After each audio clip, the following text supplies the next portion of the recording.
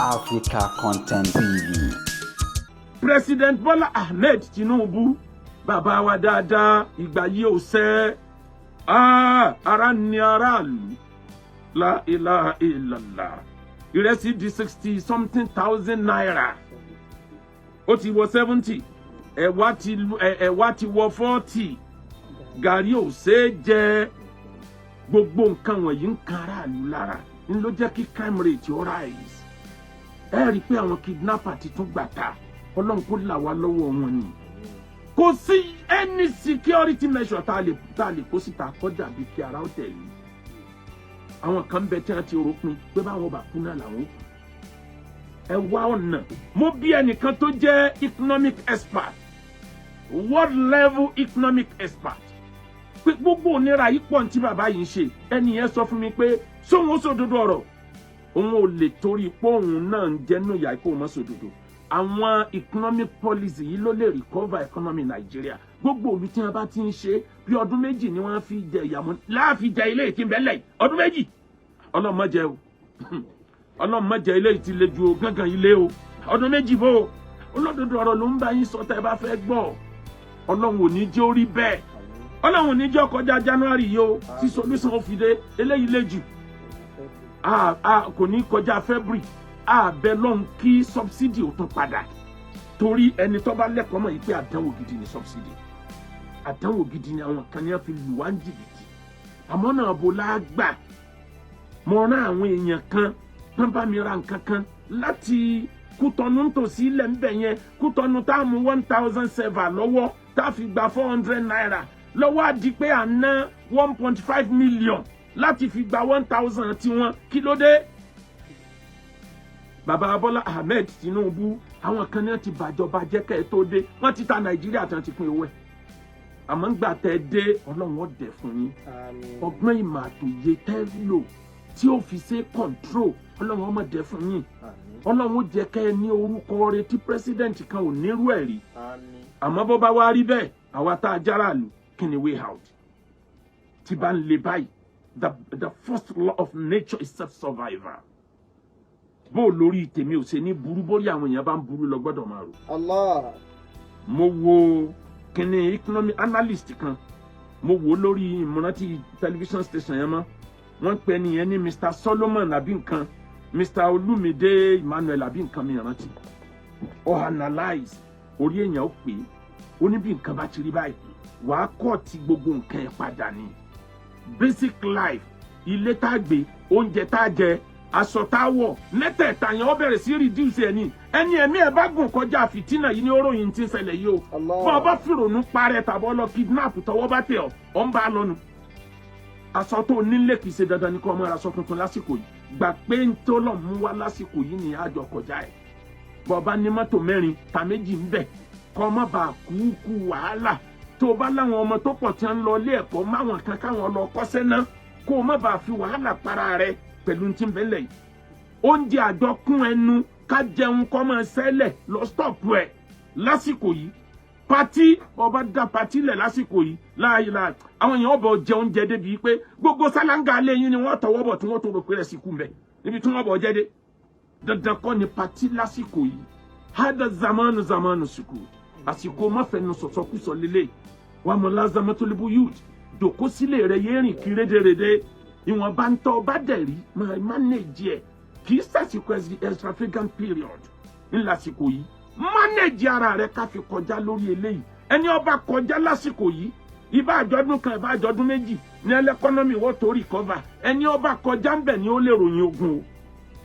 Bàbá ṣàdúrà fún Tinubu. Ẹni ó bá kọjá ń bẹ̀ ni ó padà ṣàdúrà o. Àmẹ́ni ó bá ìparẹ́ sáàrin yìí ìtàn ò ní kọ́ńtọ́ dáńpá ẹ̀. Àfi ká fi sùúrù gbé. Kì í ṣe pé kọ́ ọmọ wa rò pé ká dàlú lọ́kàn. Bí wọ́n bá ń ta epo ní 1,000 naira bó lèmi ó sì lè rà níwọ̀nba tí ò ní pọ̀ jù. Ìyẹn ló gbọ́dọ̀ jẹ́ ronú ẹ̀. Tó o bá níṣẹ́ kan lọ́wọ́ tẹ́lẹ̀ ó wàṣẹ́ bí ẹyọ kan àbí méjì kan. Ó increase income ẹ̀. Ó wàá cut down expenditure ẹ̀. Owó níná ẹ̀ wàá dínkù. Wàá wọ́nà bó ṣe increase owó tí ń wọlé toró ń jẹ nìkan ní ọmọ gba majority owó lọ lásìkò yìí o.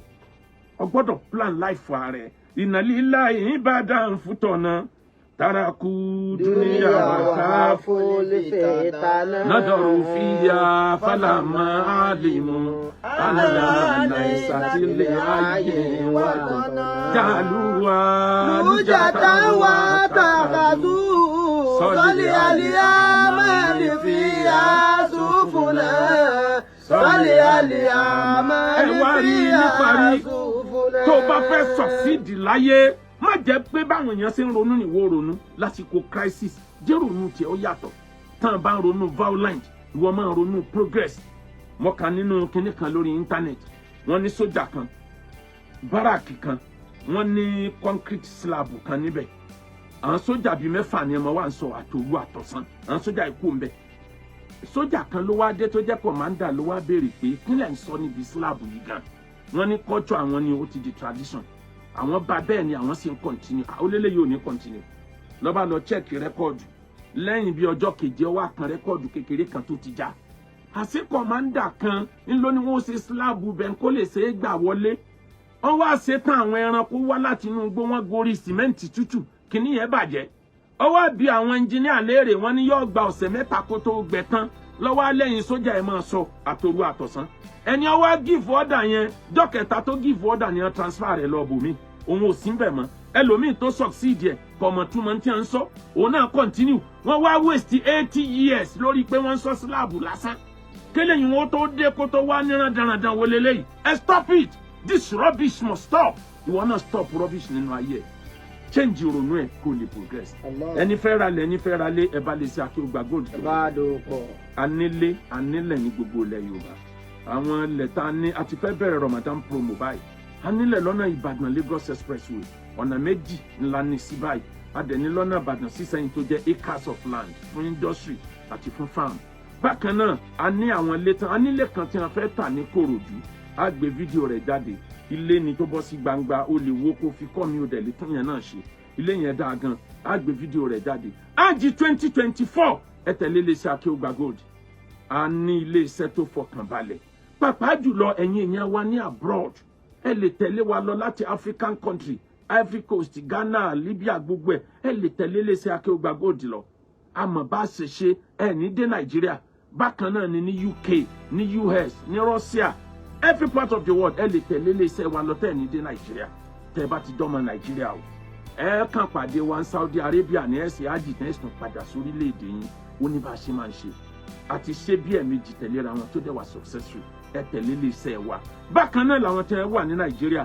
ẹ tẹ̀lé wa Ramadan umrah Ramadan ẹ tẹ̀lé iléeṣẹ́ wa lọ́sẹ̀ yìí pẹ̀lú ògo náà ọ̀sẹ̀ tá a fẹ́ mú yìí a release the video àkọ́kọ́ lórí iṣẹ́ hajj a bẹ̀rẹ̀ lórí umrah a bẹ̀rẹ̀ sí ní ṣe ní ìpele a demonstrate ó máa jẹ́ demonstrative narrative a demonstrate gbogbo nǹkan tẹ̀sí ní umrah fún yín pẹ̀lú yọ̀dọ̀ Ọlọ́run ẹ tẹ̀lé iléeṣẹ́ wa o ẹ mọ ọmọ yín wálé ẹ̀kọ́ Royal Gold Plus kí ọmọ náà wọ́n lálùbáríkà jù wá lọ adẹ̀tún nílé kéwú bákan náà ẹni wọ́pọ̀ ẹni wáyà ẹ text message tàbí kẹ́ lu WhatsApp number ibi tẹ́ wà náà lọ́lọ́run ti provide fún yín Ramadan wa ti dé gbogbo ẹ̀yin tẹ́ mọ sponsor wa sí wa nínú Ramadan àtẹni tí ó ṣẹ̀ṣẹ̀ join ó bẹ̀rẹ̀ látòrí baba Dr. Awa Ibrahim àsìkò ti tó láti san owó ẹlòmíì náà tó ní interest láti promote wá sí wa lórí radio station television station a lo television station ẹyọ kan ní Lagos State radio station méjì ń bẹ méjì lọ́yọ̀ State Ọ̀ṣun Ògùn bá a ṣe máa ń lò nìyẹn ẹ pè wá sórí nọ́mbà pẹ̀fẹ́ sponsor á dẹ̀ guide yín